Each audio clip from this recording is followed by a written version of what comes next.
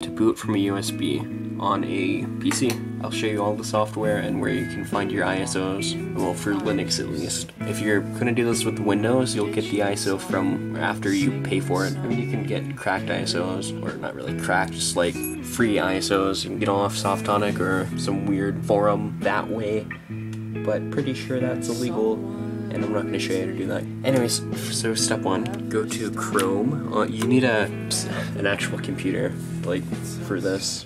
First of all, and you're going to type in rofus, R-U-F-U-S, if you can't read, or if you're blind.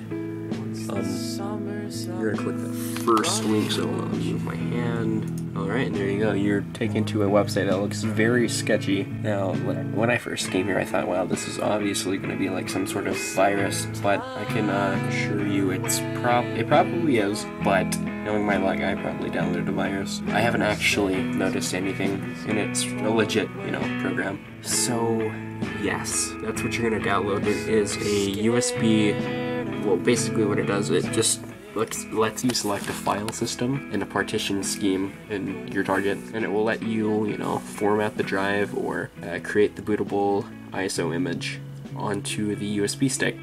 There's a lot of other programs you can use for this. I know there's like a Windows 7 one, something by Microsoft they recommend, but this one I haven't had any issues with, and it has a lot of cool features that I'm sure that one has as well.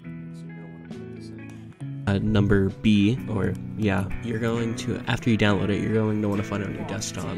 To open it up, you'll be given a bunch of weird looking just tabs and stuff, but none of that's actually relevant to what you need to do, or not really. At least right here, this is where your device will be selected. It should be automatically selected if you have your USB plugged in. And right here, it's FAT32. That's important. If it's not there, try to find it. But this button I just clicked was a disk. That's where you're going to select your ISO disk image.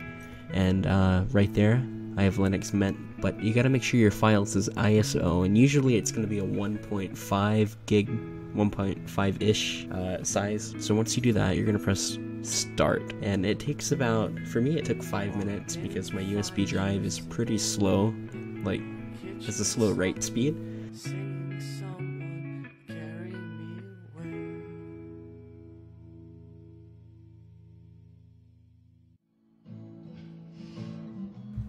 So this part is where you're going to want to use the USB stick from the other computer, and you transfer it to the computer you're trying to boot off of. So just put it in the USB slot. It could be front panel or in the back. It doesn't really matter. It doesn't make a difference. And also make sure your computer's plugged in. VGA, PSU, make sure it's all plugged in, and press power. And when you press power, it's going to show up, usually if it's not screwed up with the hardware, it's going to come up something like this: boot manager or system setup. Press F12 for boot manager, depending on your motherboard.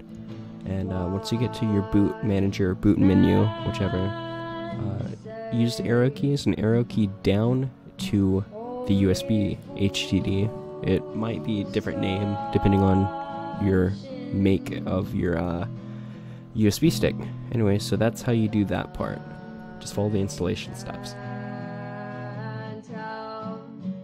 So I kind of cheated. I used a website that had picked the best distributions of Linux for 2016, but they're not wrong, and I agree with them. I read through it and I agree with them completely. Try Linux Mint if you're just getting into Linux or Ubuntu. They're very user-friendly. Debian is pretty good as well. Those are my personal favorites. I've used them. But anyways, thanks for the support, everybody that watches my videos, and all of my subscribers. And if you've just recently found who I am or just stumbled across my video, thanks for watching if you're interested. Hope I helped some way, and I hope you didn't click off. Check out my other videos.